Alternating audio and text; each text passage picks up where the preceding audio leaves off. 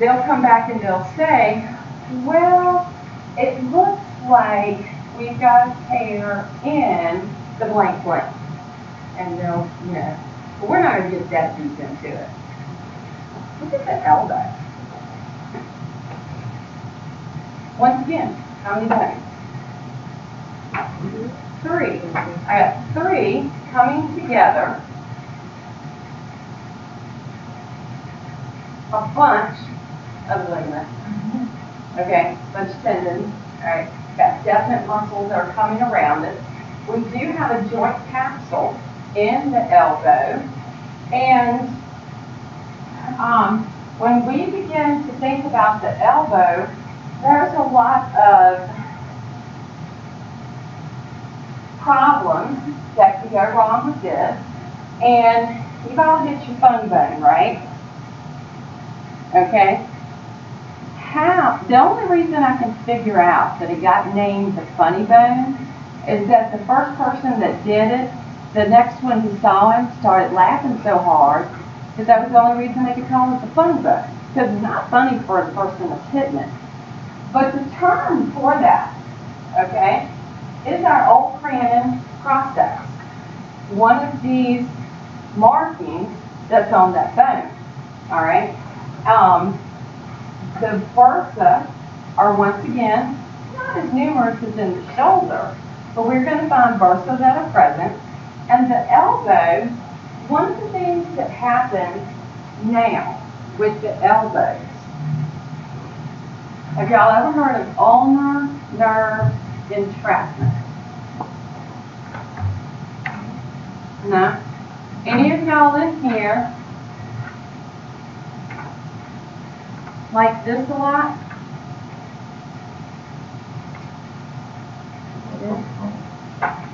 Like phone? Okay. Any of y'all having any elbow pain? Not your wrist pain, because that's carpal tunnel. All right. But there, one of the things coming about because of us staying in this position so much now. Okay. Phone, the tablet, the ulnar nerve is getting entrapped. And they can do surgery for it. Don't know if it'll be a whole lot of fun, but they can. So the elbow doesn't rank very high up there, but it does get worth, it's worth mentioning. This one, the hip, also known as the coxal joint. Once again, ball and socket. We've got the acetabulum. What part is that? When I'm looking at my hip joint,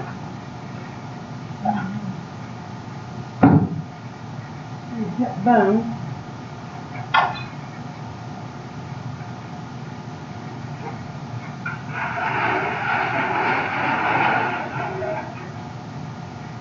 this is one y'all got to study.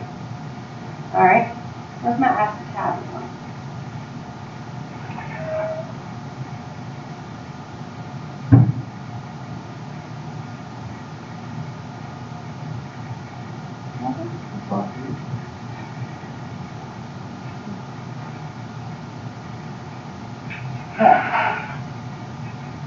This area in here, this socket for the ball and the femur. Okay? This once again has a very strong fiber cartilage. And then you remember how when we had to disarticulate it and I had the femur out and I showed at the head of it a pit, what looked like a hole in it? Okay? That's the area for a massively huge ligament. Holding that hip going into, holding this femur going into the hip area. Alright, so really cool thing. Now, this is a ball and socket joint. It's a little more stable than the shoulder. Mobility, not as great, okay? Unless, I guess you've done stuff to make it greater. I don't know. Okay? We get flexion, extension, add, rotate, circumduction from this ball and socket joint. We've got a joint capsule that's present, reinforced by ligaments, and we get that big ligament coming off of the top, and that's sort of what it looks like with those ligaments being present.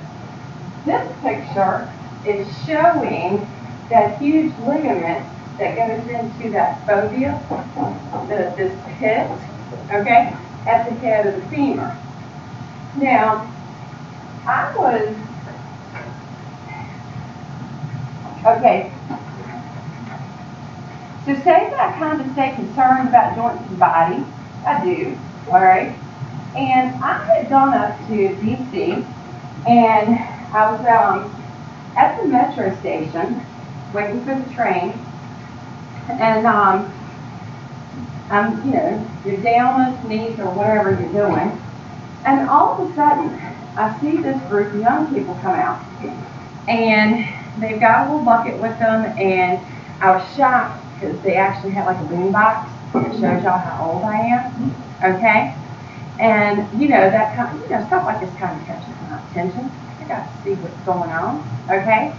And so they start dancing.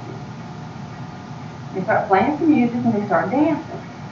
They're doing dance moves like I have never seen in my life, okay? And I'm just like, do that. And my friends who I was with, well, y'all kind of met me now, all right? And they're going, do not go. Do not stay. Do not go over there. And I'm like, I got you. And so I do. I go over and I make sure, because I'm going to show them the respect. So I put some money in. And I just kind of start casually talking to one of them that's standing over there waiting to come up to dance. And I'm like, dude, how do y'all move your body that way? And he goes, well, it's called break bone dancing. Have y'all ever heard of it? Break bone? No? Yeah? Okay. And I told him, I said, now look, I said, I teach anatomy and physiology. I said, I gotta know how y'all do this and still walk. And he goes, well, we have to actually stretch all of these joints past their point that they can allow. Y'all know me by this point, hopefully. I go, dude, do you realize what you're doing to your joints?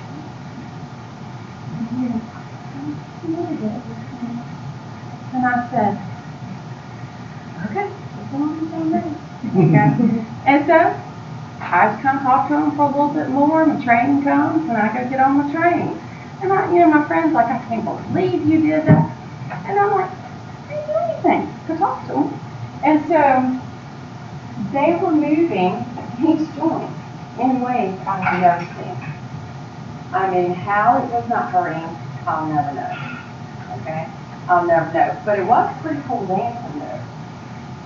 Now, the ligaments that are going to be found in the hip, okay? The ligament at the head of the femur. This is one that, of course, gets affected if people got to have a hip replacement. Other ones can get stretched. Very seldom, though, do you hear things like having to repair that, but you will hear about the amount of trouble with the bursa in the hip, because there are tons of bursa. I wouldn't say tons. There's quite a few bursa in this area. But this one right here, this one, which one do you think it is more easily damaged? This one or the ankle? Your ankle. Even though the knee joint problems are very common, I mean, what do most people as they get older complain about? They complain about knees, hips. Okay? The knee, very, very, very common injury. Now, when we look at their movement, all right, technically movement should be in the one direction, okay? In between our menisci, once again, some fiber cartilage, those cruciate ligaments, like I showed earlier, where we've got the one to the front. If you turn it to the back, you can see the posterior, the PCL. Now, we also find that in the knee joint, we've got some running on the side. Okay? We've got collateral, popliteal, in the knee. Last count, I want to say, research that I looked at was either 7 or 9 bursa in the knee alone, and that's just a small amount of the bursa that's present. This is a very good representation of the joint capsule because the knee is so huge that it gives a good representation of the capsule around it, giving you the representation of the anterior and posterior crucial ligaments.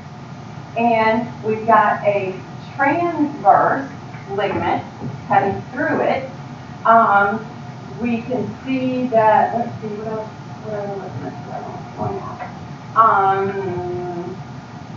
our lateral ligament running to the outside. We've got a medial running to the inside.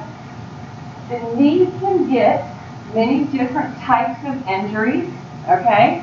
Not only can it have an injury this way, going too far, but you can also go this way too far. You can go that way too far. You can go this way too far. Pretty much 360-degree chances of damage that can occur in the knee. It is a major source of surgery every year. It's a major source of injuries, the sports injuries, for example, and has become a very popular surgical spot. All right? The ligaments can get torn, the menisci can get torn. They can do the knee replacements, like we were saying the other day. Don't know if you've ever seen or looked at a knee replacement, but they've come a long way with knee replacement. To give you an idea of something that they do, okay? They come in and they cut off the ends of the bone, okay? They take everything out. They saw off ends of each bone, and then they have the pieces that they put on the ends, and they drive it all the way down through the middle of the tibia and the femur. Now, they've come a long way in doing what they can do. They've come a long way in being able to do, if it's only one side of the knee that's really worn down, doing just one side of the knee, okay? They have come a long way with the length of the rod. And I mean, when I say they do that, they literally hammer that rod down through the bone. It's bad, okay? But they've come where they have figured out where it can be shorter, not as long as it used to be. So knees, huge source of income for people. for Dr.